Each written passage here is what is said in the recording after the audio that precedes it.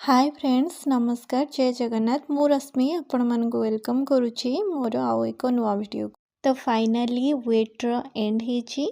आउ आज आम पाखे आसी पहुँची एसएसटी सेवक सेविका मेन्स एग्जाम रिजल्ट जो मैंने डीपी सिलेक्ट होती से मो तरफ बहुत बहुत शुभेच्छा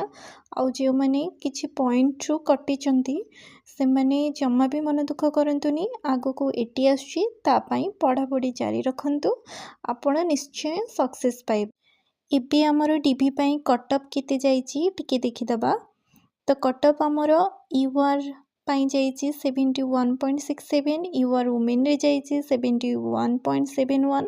एसीबीसी रे 71.36 आउ एसीबीसी वुमेन ने 71.37 एसी रे 63.73 आउ एसटी आमर 57.04 एटा हेउची पूर्वरु करथिबा वीडियो जोथरे मु कटअप प्रेडिक्शन करथिली आ देखंतु पाखापाखि सेम जाइए तो एमिति अधिक इनफॉरमेशन जानिया पे चाहूथिले चैनल को सब्सक्राइब कर दियंतु। रहिले जय जगन्नाथ।